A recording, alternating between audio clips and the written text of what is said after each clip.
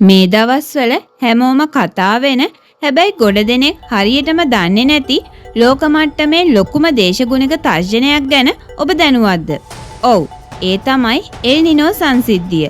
ලෝක කාලගුණ සංවිධානය නිල වශයෙන්ම අනතුරු අඟවලා තියෙනවා මේ අවුරුද්දේ මැද භාගයේ ඉඳන් එල් නිනෝ තත්ත්වයක් ලෝකය පුරාම නිර්මාණය වෙමින් පවතිනවා කියලා.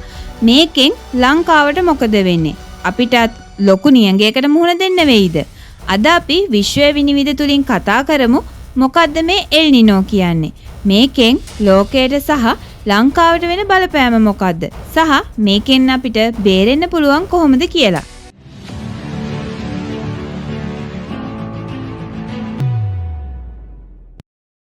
මුලින්ම බලමු සරලවම මොකද්ද මේ එල් නිනෝ කියන්නේ කියලා. එල් නිනෝ කියන්නේ ස්පාඤ්ඤ වචනයක්. මේකේ තේරුම පුංචි පිරිමි ළමයා නැත්නම් ජේසු බිලිඳා කියන එක. මොකද පේරු රාජ්‍යයේ ඉන්න දීවරයෝ මුලින්ම මේ තත්ත්වය නිරීක්ෂණය කළේ නත්තල් කාලයේදී හින්දා. පැසිෆික් සාගරයේ සමකයට ආසන්න ප්‍රදේශයේ මුහුදු මතු පිට ජලයේ උෂ්ණත්වය සාමාන්‍ය මට්ටමට වඩා අසාමාන්‍ය ලෙස ඉහළ යාම තමයි මෙතනදී සිද්ධ වෙන්නේ. සාමාන්‍යයෙන් අවුරුදු 2-7 අතර කාලයකදී මේක ස්වභාවිකවම සිද්ධ වෙන සිදුවීමක්. සාගර ජලය උණුසුම් වෙද්දී මුළු ලෝකයේම හුලං හමන රටාව සහ වැසි වසින රටාව සම්පූර්ණයෙන්ම වෙනස් වෙනවා. මේක මුළු ලෝකයටම තදින්ම බලපානවා. ලෝකයේ එක පැත්තකට අධික නියඟයක් එද්දී තවත් පැත්තකට දරුණු ගම් වතුර තත්ත්වයක් ඇති වෙනවා. උදාහරණයක් විදිහට ඔස්ට්‍රේලියාව, ඉන්දුනීසියාව සහ අපේ දකුණු ආසියාතික කලාපයට මේකෙන් අධික උෂ්ණත්වයක් සහ දරුණු නියඟයක් එන්න පුළුවන්. ඒ වගේම ලැබුගිනි ඇතිවීමේ අවදානමත් වැඩි. හැබැයි ඇමරිකාවේ සමහර ප්‍රදේශවලට සහ පේරු රාජ්‍යයට මේ කාලයේදී අධික වැසි සහ ගම් වතුර ඇති වෙනවා. මේ නිසා ලෝකයේ කෘෂිකර්මාන්තයට සහ ආහාර නිෂ්පාදනයට ලොකු පහරක් වදිනවා. ඉතින් අපි බලමු මේකෙන් ලංකාවට කොයි වගේ බලපෑමක්ද එල්ල වෙන්නේ කියලා.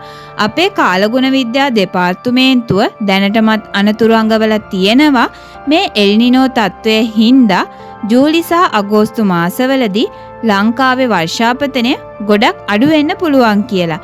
විශේෂයෙන්ම බස්නාහිර දකුණ සහ මධ්‍යම කඳුකරයට ලැබෙන නිරිත දිග මෝසම් වැස්ස මේකෙන් දුර්වල වෙන්න ඉඩ තියෙනවා. මේකේ ප්‍රතිඵලයක් විදිහට දැඩි රස්නයක් වගේම නියඟයක් එන්නත් පුළුවන්. හැබැයි මෙතන තව සුවිශේෂී දෙයක් තියෙනවා.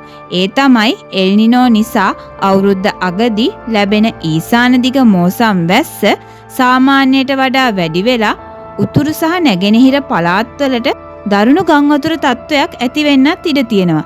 ඒ කියන්නේ මුලින්ම දැඩි වියලි කාලගුණයක්. ඊට පස්සේ එක පාටම ගම් වතුරක් එන්න පුළුවන්. මේ වගේ කාලගුණ විපර්යාසයක් අපිට බලාපොරොත්තු වෙන්න පුළුවන්. එහෙනම් මේ වගේ තත්ත්වයකට සාමාන්‍ය වැසියෝ විදිහට අපි සූදානම් වෙන්නේ කොහොමද? පළවෙනි දේ තමයි ජලය අර පිරිමැස්මෙන් භාවිතය.